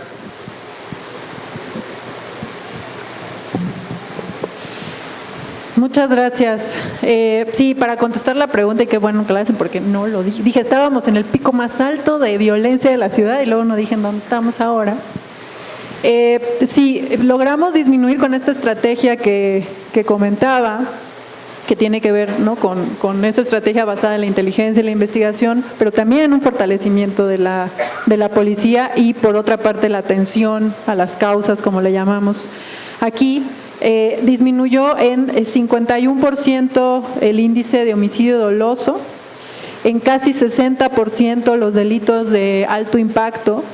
Y algo que para nosotros, ahora que preguntaban de qué cosas nos sentimos orgullosos, también de esto nos sentimos también orgullosos, más allá sí del dato duro de la realidad, pero también de la percepción que tiene la ciudadanía en el entorno. Cuando hace 6 años, 9 de cada 10 habitantes de la Ciudad de México se sentía inseguro, lo dicen las estadísticas oficiales del INEGI. Actualmente son 5.4 de cada 10. Todavía es muchísimo, estamos hablando que poco más de la mitad de la ciudad se sigue sintiendo insegura, ¿no?, pero ha bajado significativamente en estos años. Y otra de las cosas que también, insisto, nos sentimos orgullosos es de la confianza de la ciudadanía en la policía. Hace poco nos preguntaban de por qué con todo esto y con el éxito seguimos siendo de los últimos lugares del país en confianza ciudadana en la institución. Sin embargo, ha aumentado muchísimo, o sea, estábamos peor lo que le sigue, no éramos el último lugar, sino es que el penúltimo o el último lugar. Ha aumentado esa percepción de confianza en 27% de la ciudadanía a la policía. Estos serían como, digamos, los resultados generales de la estrategia. Al contrario, gracias. Gracias. En materia de inteligencia en México hemos tenido que aprender y avanzar. Nosotros en la Policía Federal en su momento tuvimos oportunidad mucho de interactuar con los carabineros de Chile, particularmente hay algunas policías que yo admiro muchísimo del mundo. Una, por supuesto, es la Policía Nacional Española, la Policía Colombiana y, sin duda, los carabineros de Chile. Y aprendimos un poco esto de cómo se hace inteligencia, porque en efecto la inteligencia se presta para todo. Y entonces escuchamos inteligencia y ya nos estamos imaginando ilegalidad, etcétera, y no. Y luego, pues aquellos viejos dichos, los españoles decían espía desesperar, inteligencia es paciencia, y es verdad, eso sí es verdad, pero todo ahí tiene un marco jurídico y a nosotros nos tocó, varios de los que estamos aquí, por ahí del 2004, 2005, ¿se acuerdan? Se publicó la primera ley de inteligencia en México. Y creo que es el mejor ejercicio, ha ido evolucionando y que nos permitió en ese momento al CISEN, hoy Centro Nacional de Inteligencia, le permitió por primera vez solicitar a un juez intervenciones telefónicas por motivos de seguridad nacional. Y en aquel momento la seguridad nacional justamente era el terrorismo. Estas amenazas, obviamente nosotros, México, por nuestra posición geográfica, pues somos un país estratégico para las organizaciones terroristas o de delincuencia internacional, sí, delincuencia organizada transnacional. porque obviamente somos vecinos de Estados Unidos y entonces se justificaba muy bien en aquel momento, obviamente después de todos estos atentados terroristas, México se convirtió en un país de primerísima importancia porque había personas dedicadas al terrorismo que podían utilizar nuestro territorio y seguramente lo recuerdas tú también, pues prácticamente Latinoamérica para llegar a México primero y después a Estados Unidos. Y eso dio pie a que por primera vez tuviéramos una ley de seguridad nacional donde hablaba prácticamente de las facultades que teníamos como agentes de inteligencia, que era hacer intervenciones telefónicas en materia de seguridad nacional, pero operaciones encubiertas también y de infiltración. Y después esas mismas facultades se le otorgaron a la Policía Federal. Y entonces se ha trabajado muchísimo y creo que México sí ha dado grandes avances y grandes resultados pudiendo articular o hacer uso de estas herramientas legales que ya tenemos y que fueron autorizadas por el Congreso. Ahora las discusiones están en la defensa nacional y la seguridad nacional y la seguridad pública a propósito de las actividades que realiza el Ejército y me refiero solo a las de seguridad pública. Creo que es algo hacia lo que pronto tenemos que avanzar, los diputados o el Congreso tendrá que discutir, pero afortunadamente sí tenemos una ley de seguridad nacional que no es nueva, bueno, tampoco es vieja, pero ya tiene pues por lo menos desde 2005, 2006, si no me equivoco, con las cuales se han logrado grandes resultados, grandes investigaciones en su momento el CISEN, en su momento la Policía Federal, la propia PGR en su momento y Fiscalía, y estoy segura que siguen avanzando hacia poder hacer uso de todas estas herramientas que ahora tenemos basadas en la inteligencia. Muchísimas gracias. Tenemos espacio para una pregunta más. Si alguien en la audiencia, adelante por favor. Buenas tardes. Mi nombre es Herschel Schulz, director general de ASUME. Muy buenas tardes, maestras.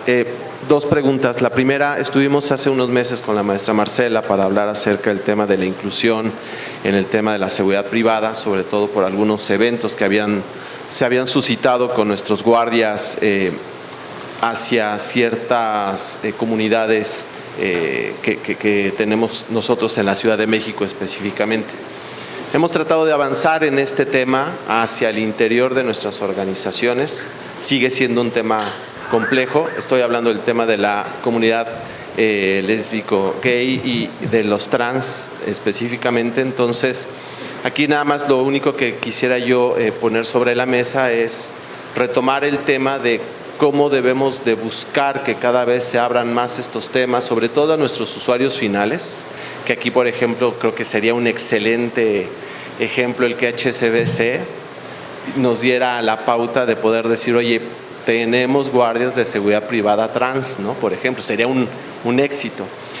Y también el otro tema sería, en este aspecto, así como hay también la transversalidad de que ex funcionarios de sector gobierno se van a la seguridad corporativa, también tenemos gente de seguridad corporativa que se viene a la seguridad privada y de regreso también, ¿no? O sea, la verdad es que no es solamente los ex gobierno que se van hacia la seguridad corporativa.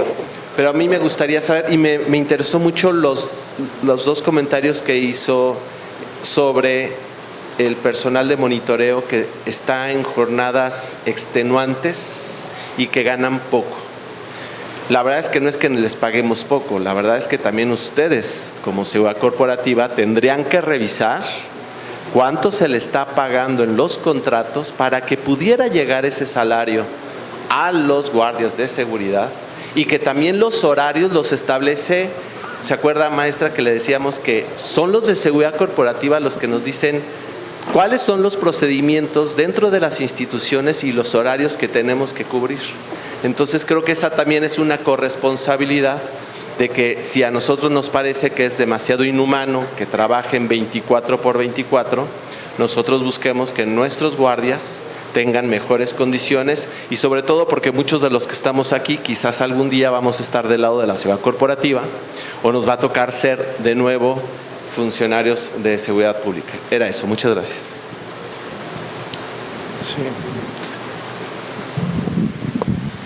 Bueno, indudablemente creo que no, ya ni siquiera ya es discusión, ¿no?, de la importancia de la inclusión en las instituciones. O sea, yo creo que por ahí empieza. Dicen, insisto, la capacitación es muy importante, pero hay ciertas cosas que no solo con la capacitación. Necesitamos cada vez instituciones públicas y privadas también más incluyentes. Si en la Ciudad de México, dentro de la policía, las mujeres han podido tener más visibilidad y todo, tiene que ver con todo lo que les compartíamos, pero tiene que ver también con que cada vez también son más mujeres. Y es un círculo, o sea, una cosa propicia a la otra y viceversa. Cada vez hay más mujeres. Tenemos ya personal policial también trans. En el caso, ¿no?, específico que comentaba, que tuvimos un evento desafortunado ahí de un acto de discriminación y con muy buena voluntad, la verdad es que nos reunimos para ver qué podíamos hacer al respecto con el Consejo para Prevenir la Discriminación de la Ciudad de México. Y lo platicamos justo en su momento. A mí me parece que, ¿no?, una de las claves para que haya una actuación, ya sea policial o de seguridad privada, con respeto a los derechos humanos y a la diversidad, es que también nuestras instituciones sean cada vez más incluyentes, equitativas y con derechos para todas y todos. Y bueno, aquí sí yo sí debo presumir que HSBC es un banco bien inclusivo. Nosotros sí tenemos personal trans, personal gay, o sea, hay de todo en HSBC. Hay una cultura, es cultural ya en el banco. Somos un banco global y obviamente eso nos da o le da a nuestros líderes pues otra visión y cada vez más y más somos más inclusivos y hay más programas para poder incorporar a gente de todas las condiciones en el banco a nivel mundial y específicamente en México. Y respecto de lo que hablábamos del monitoreo, sí, estoy absolutamente de acuerdo y creo que esa sí es una tarea pendiente de los proveedores, o sea, las empresas de seguridad con quienes contratamos. La verdad es que tienes toda la razón, es inhumano tener a un monitorista o incluso un policía en turnos de 24 por 24. Cuando estuve en la Policía Federal y hicimos o se creó este proyecto que yo creo que muchos de ustedes conocen, el famoso Búnker, el Centro de Inteligencia de la Policía Federal, tuve la oportunidad de ir a hacer un recorrido por varios centros de inteligencia en diferentes países. Uno de ellos fue Rusia. Y además de que todo lo que había leído de Rusia en los libros cuando estaba en formación en inteligencia es verdad, o sea, nada es mentira, lo que dicen los libros es verdad. Fíjense, siendo los rusos, ellos tienen un centro de monitoreo para atención ciudadana, como el 911, pero cosas muy específicas. Y solo monitorean, las monitoristas y operadoras son mujeres, solo mujeres. Y las mujeres, cada 2 horas, o esas monitoristas y operadoras, cada 2 horas tienen 15 minutos de descanso y solo trabajan 8 horas y a las 8 horas cambian, ¿sí? Cuando tuvimos la oportunidad de hacer el monitoreo de los centros penitenciarios federales, los monitoristas trabajaban turnos de 24 por 24. Eso, como dicen, es inhumano. Además, una persona, imagínense, viendo una pantalla, después de 8 horas ya ni ve nada. Yo siempre he dicho que la fuga del Chapo, la segunda, ni le costó tanto como dicen. Si ustedes ven justamente a los monitoristas, si se acuerdan cuando lo publican, un monitorista está sentado con los pies subidos en la mesa, no sé si se acuerdan, así. Ese pobre hombre tenía 10 horas viendo una pantalla. Eso sí lo sabía el Chapo. A ese no le tuvo que dar ni un peso. Solo esperó. Si ese señor entró a las 6 de la mañana, para las 8 de la noche ya no veía nada, ya le daba igual, ya solo era esperar, ¿sí? Como ocurrió. Entonces creo que sí tenemos, y eso sí deberíamos institucionalizarlo, legalizarlo o como ustedes quieran. Los monitoristas no pueden trabajar más de 6, 8 horas. Y esa es una responsabilidad compartida, en efecto. A ver, tú me estás pidiendo monitoristas a la empresa, pero tú tienes que pagar, tú me tienes que pagar por lo menos 2 que van a cubrir un turno. Porque nos pasa ahora mismo en los bancos, un alertamiento de madrugada, nadie lo escuchó, porque además el monitorista asume que a partir de las 8 de la noche ya está cubriendo una guardia y se duerme. En cambio, si los tienes en turnos de 8 horas y le toca el turno de las 10 de la noche a las 6 de la mañana, es su turno. No tiene por qué dormirse. Cuando yo estaba en inteligencia, yo siempre le decía a mi jefe, porque los que han trabajado en el gobierno ya saben que sales a la 1, 2 de la mañana y no les importa. Y un día mi jefe, siempre yo le decía, oye, ¿puedo hacer turnos? Por favor, no se puede. Y me regañaba, no se puede. Y obviamente un día nos regaña y la verdad, yo un día dije, no me importa, voy a hacer turnos, no le voy a decir.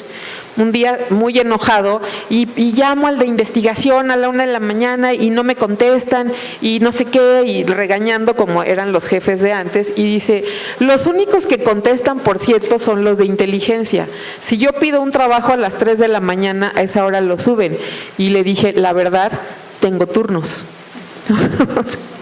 Entonces, el de las 3 de la mañana está trabajando su horario, no se puede dormir, si le llamas te contesta y por eso te suben el engargolado o te hacen el trabajo que quieras. Entonces, insisto, esa es una responsabilidad compartida. Yo, HCBC, a ti, digo, hablo al aire, Securitas, te pido un elemento de seguridad privada a un monitorista y tú me vas a decir, sí, por cada turno me pagas 2. Para que así, si tengo una alarma a la 1 de la mañana, la atiendan. Y no como nos pasa mucho en los bancos, que nos roban un ATM o tenemos una intrusión y nadie la vio porque el monitorista está dormido, ¿sí? Entonces sí creo que esa sí es algo pendiente que tenemos que hacer nosotros con nuestros jefes, de decir, tengo que pagar 2 y ustedes decir, sí te lo doy, pero necesito que solo trabaje 8 horas, ¿cómo me lo vas a garantizar? Y vamos juntos con mucho gusto, ¿no? Gracias.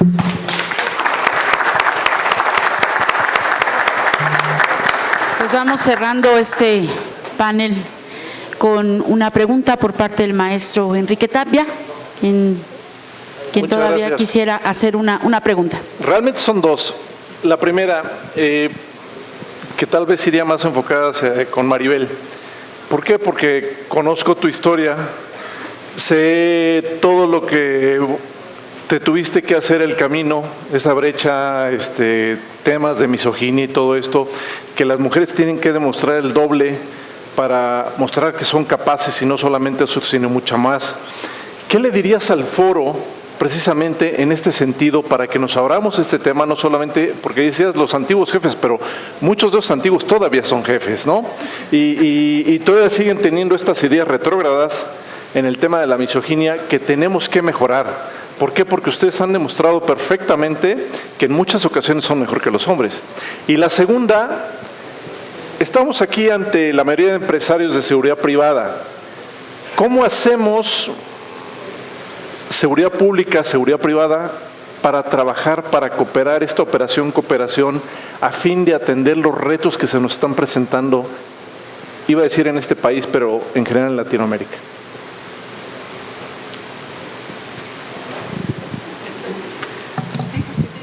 Bueno, en el tema de género, en efecto ha sido bien difícil, pero ¿saben qué es lo malo? Y yo creo que tú lo ves, Marcela, ahora cuando estás trabajando con mujeres. Lo más peligroso, lo más triste, lo más lamentable es que las mujeres, o todos, hombres y mujeres, normalizamos esa violencia. Yo siempre me ha tocado trabajar con puros hombres. Aún ahora en mi equipo, que somos 50, en donde yo estoy, solo somos 3 mujeres. O sea, yo encabezo la dirección de seguridad y hay 2 mujeres más monitoristas, ¿sí? Y los demás son hombres. Pero cuando digo lo normalizas, es que lo normalizas, y nos tocó estar en una institución de hombres. Mi primer ascenso, ya lo he platicado y seguramente tú lo conoces, esa experiencia, yo entré ganando el sueldo más bajo en el CISEN, que era el nivel 26, lo recordarán, y para pasar al 27, del 27 al 28, porque pasé por todos, desde el 26, 27, 28, 29, 30 hasta el 34, para pasar del 27 al 28, en esa misma promoción iban a ascender a otros compañeros, todos hombres, y yo era la única mujer. Y yo fui la única que mandaron exámenes. Y a todos los demás les dieron su ascenso, que además ellos iban de 28 a 29 o 29 a 30, o sea, mejores posiciones. Pero vean mi lógica. Pues es que soy la más joven, sí, soy la más nueva. Pues sí, ok, voy a los exámenes, ¿sí?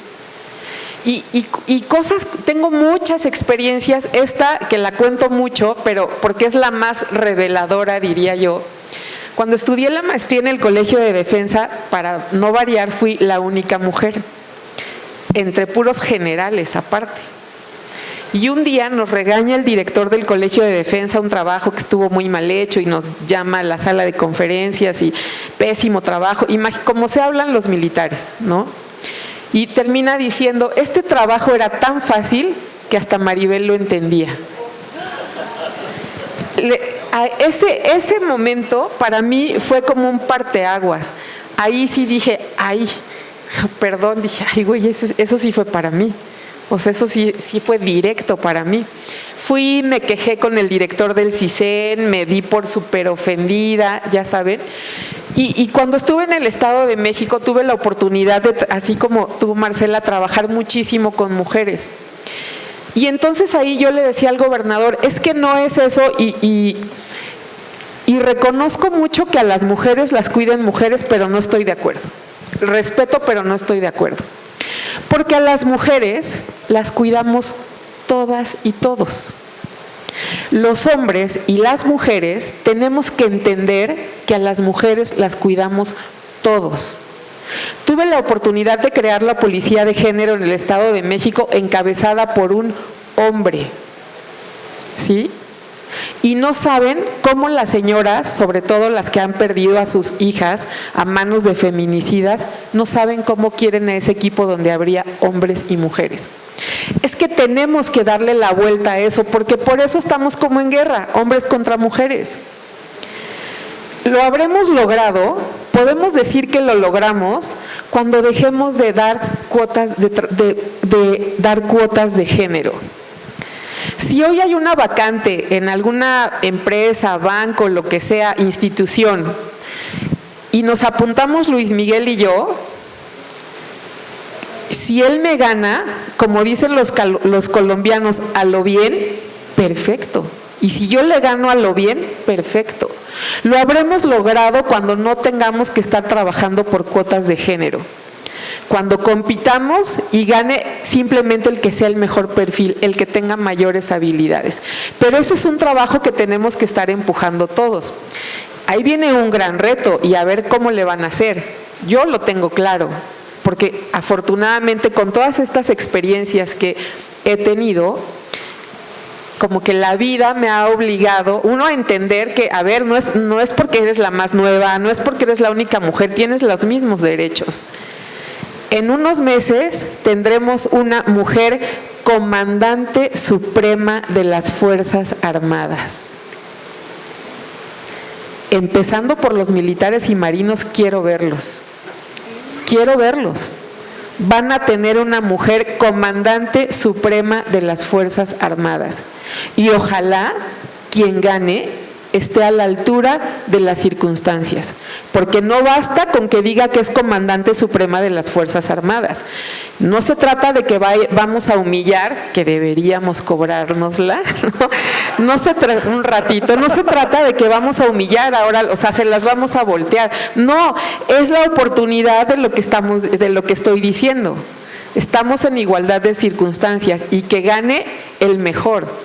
a lo bien, como dicen los colombianos. Muero por ver ese momento, muero por ver a los militares, muero por ver a los marinos, pero muero por vernos a todos. ¿Qué vamos a hacer? ¿Cómo lo vamos a hacer? Porque ese sí es un pendiente que tenemos. Insisto, a las mujeres las cuidamos todos, hombres y mujeres, y los enseñamos a cuidarlos desde la casa y así en cada lugar que nos desarrollemos. Muchas gracias. Adelante, maestra Marcela. Que por cierto fuiste la primera comisionada de la Policía Federal, ¿no? Es claro. Solo quiero hacer un par de comentarios justo a la pregunta original, lo de estas dificultades, que a mí no me gusta hablar mucho de eso porque al final, ¿no?, ambas y muchas aquí, incluida Malilia, pues justo hemos tenido la oportunidad, sí por nuestra capacidad, sí por nuestra preparación, por oportunidades de llegar, ¿no?, a puestos importantes de mando, pero eso no significa que no vivas aún así todos los días muchas cuestiones. Solo les voy a compartir una, porque así como dice la maestra Maribel, podría estar aquí toda la noche contando anécdotas de estas diferencias que se hacen. Solo la semana pasada, pues yo le voy a contar así muy breve, ¿qué pasó la semana pasada? Aquí está con nosotros mi director general de seguridad privada, que es parte fundamental de mi equipo, y estuvimos juntos en una reunión, los voy a balconear, con un representante de una empresa de seguridad privada. Yo estaba encabezando la mesa, por supuesto, no, soy la subsecretaria, y toda la reunión se dirigió a mí como Marce. No tengo ningún problema con eso, la verdad, me pueden decir Marce, no, ningún problema. Pero a mí se dirigió a mí como Marce, y a él se dirigió a él, no es culpa de Marmolejo, por supuesto, no, sino del machismo, de esta visión. A él, toda la reunión se dirigió a él como secretario, de hecho, o sea, ni siquiera, ¿sí o no, Marmolejo? Toda la reunión, y le corregía y le decía, le volvía a decir secretario y le hablaba de usted, y a mí me decía Marce y me tuteaba. Insisto, me pueden tutear y decir Marce, de verdad no hay problema, no tengo rollos con eso. Sino ese tipo de diferencias que, esto es del miércoles pasado, tiene una semana, sí, el miércoles pasado, tiene una semana, y así es todo el tiempo. Solo por contarles igual una anécdota para que queden. Yo nada más justo cerraría hablando de este tema de las mujeres y nuestra también responsabilidad que tenemos cuando llegamos a puestos de mando. Para mí una convicción sí personal, profesional que tengo es, llegamos, pero tenemos que abrir los espacios para que lleguen más, que dejemos de ser las primeras, que dejemos de ser, soy la única mujer, fui por casi más de 3 años única subsecretaria, ahora somos 2, y de verdad soy la más feliz, porque no le decía todo el tiempo justo con solo mandos hombres, o puros subsecretarios y una mujer, y espero que hay subsecretarías que nunca han sido encabezadas por una mujer. Entonces sí tenemos que trabajar, por eso les decía también este tema de, a mí no me gusta cuando se dice perspectiva de género son cosas de mujeres, no, son cosas de todos, el género nos atraviesa a todos, hombres y mujeres, y todos tenemos que trabajar, ¿no?, por la igualdad en el país, en el mundo. Muchas gracias. Pues muchísimas gracias a ambas maestras, la maestra Marcela Figueroa, la maestra Maribel Cervantes. Un placer, como siempre, compartir este foro. Tenemos todos muchos retos enfrente. Muchísimas gracias a toda la audiencia por su atención. Muy buenas tardes. Gracias.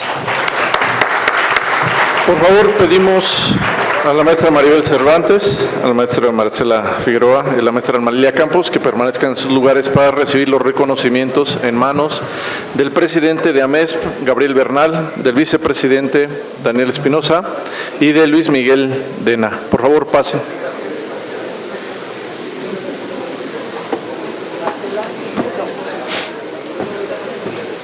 Ahí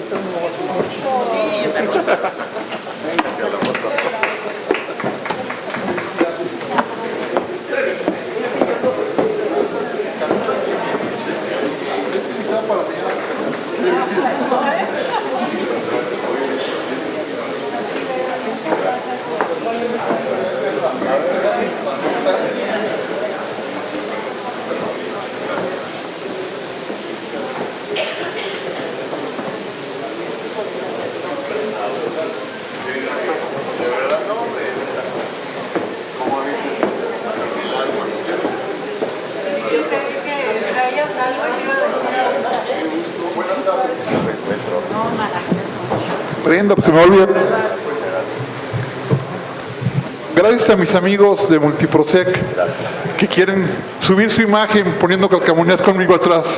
Ya lo logramos, gracias, muchas gracias. Muchas gracias, la verdad que como siempre un placer escucharlas a las tres. Subsecretaria Marce. ¿Sí? No, gracias, muchas gracias. La MES y FEPASEP otorga el presente reconocimiento a la maestra Marcela Figueroa Franco, subsecretaria de Desarrollo Institucional, Secretaría de Seguridad Ciudadana de la Ciudad de México. A nombre de FEPASEP, Federación Panamericana de Seguridad Privada, y de la MES, Asociación Mexicana de Empresas de Seguridad Privada, y sus 282 empresas, gracias por su valiosa participación como panelista en el marco del 17 Congreso Panamericano de Seguridad Privada, donde compartió sus experiencias y conocimientos en beneficio de los profesionales de la seguridad privada. Ciudad de México, 15 al 17 de mayo del 24. Muchas gracias, por favor. Un fuerte aplauso, por favor. Muchísimas gracias. Subsecretaria Marce, ya para toda la gente de la MES, ¿no?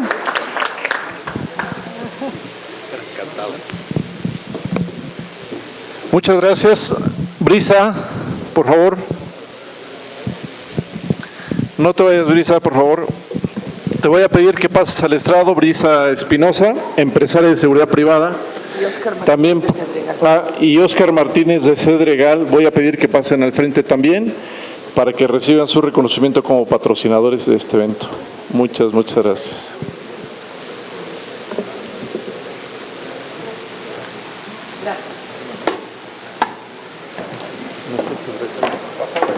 ¿Dónde está? ¿No? Ya subió aquel lado.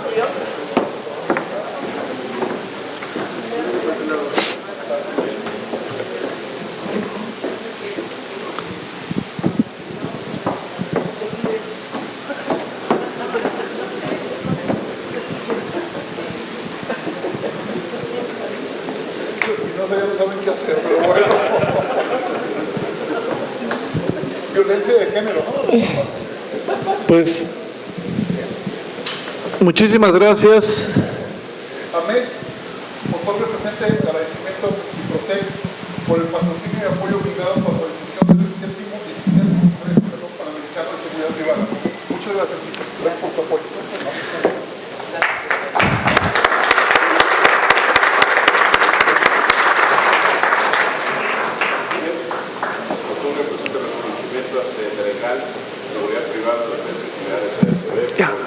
Y apoyo brindado por la organización del 17 Congreso Panamericano de Seguridad Privada, a nombre de FEPASEP, Federación Panamericana de Seguridad Privada, y de la MES, Asociación Mexicana de Empresas de Seguridad Privada. Muchas gracias.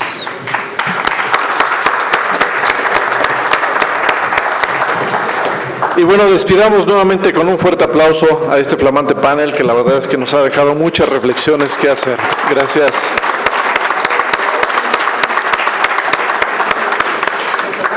Y voy a pedir a Luis Miguel Dena y Daniel Espinosa que permanezcan en el lugar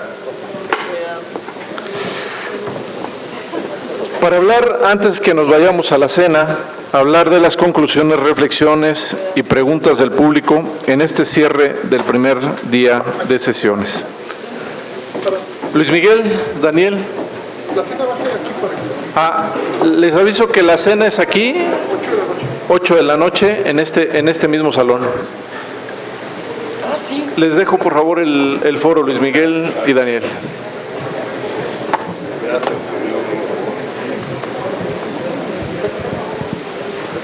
Como dicen, ¿ya están cansados?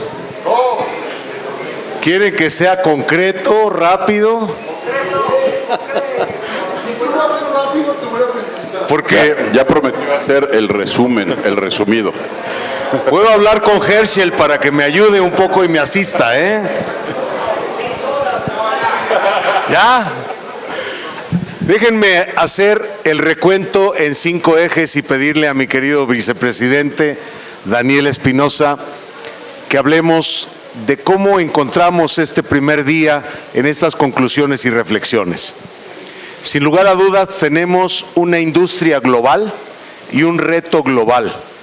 Si no lo entendemos así, estaremos observando de manera, diría yo, errática y errónea nuestra gestión en la seguridad privada. Aquí nos han comentado que logramos un asiento en la ONU.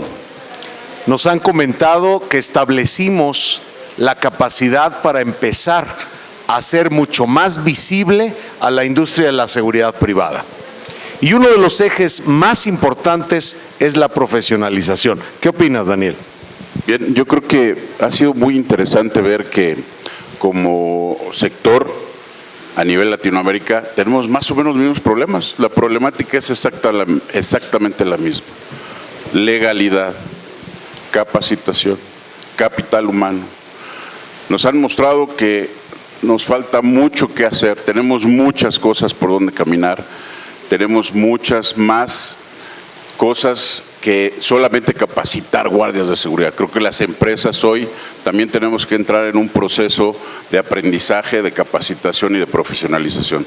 Esto que hablábamos antes acerca de los derechos humanos de los trabajadores y de una certificación de la seguridad privada hacia ese ámbito es muy importante para nosotros.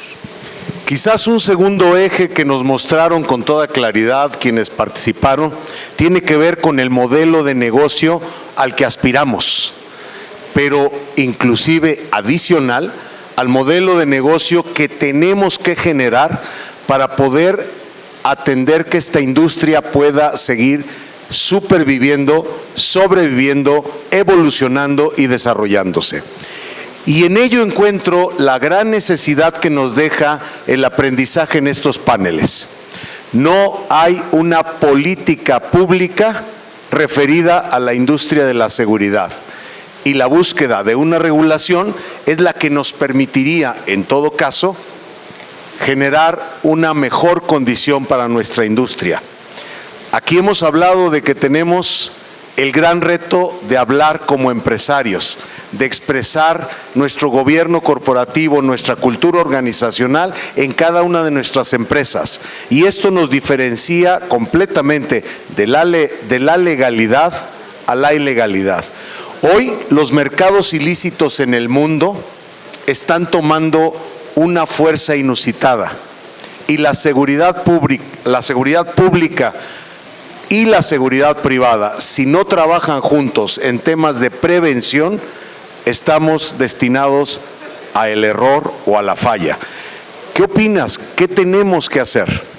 Decía al inicio de las conferencias nuestro presidente, tenemos que buscar un triángulo donde trabaje gobierno, empresas de seguridad privada y proveedores y clientes.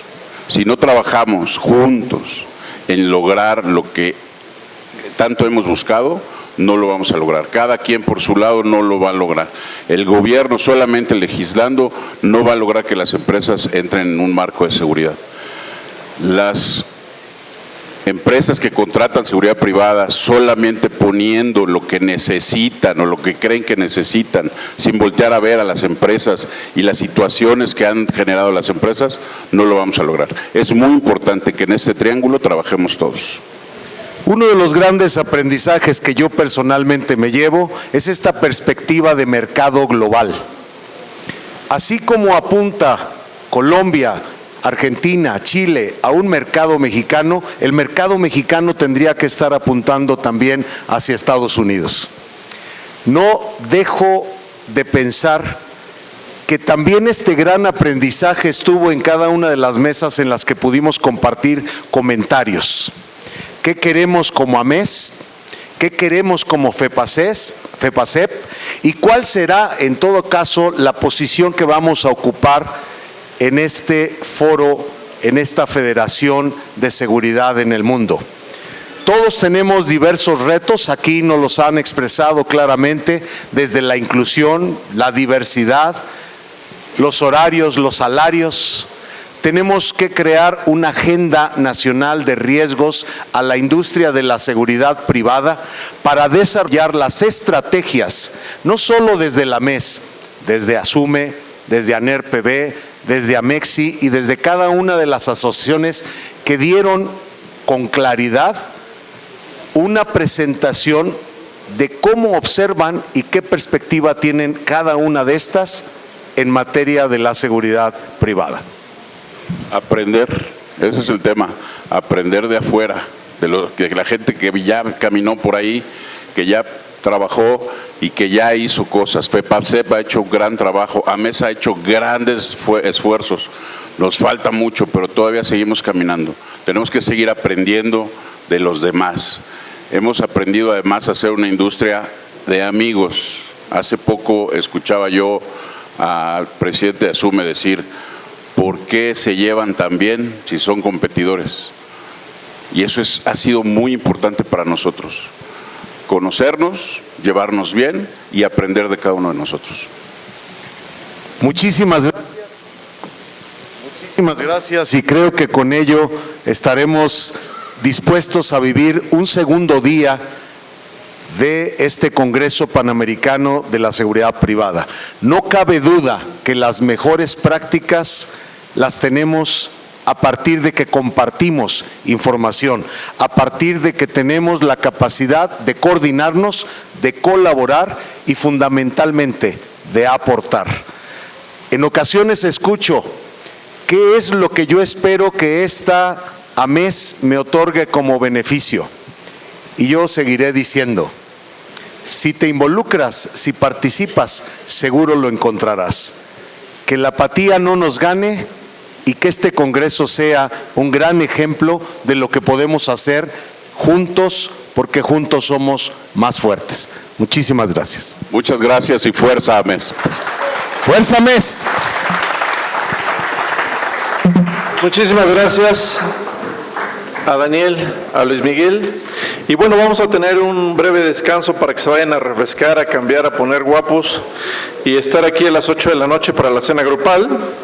Concluimos este día lleno de expectativas, reflexiones y conocimientos y bueno, valdrá la pena una buena cena. Nos vemos entonces a las 8 de la noche y para quienes vayan a casa desde ahora, les pedimos que mañana estén puntuales a las 8 de la mañana para el desayuno y presentación de perspectiva de género de la seguridad privada. Muchas gracias y que tengan una estupenda tarde-noche.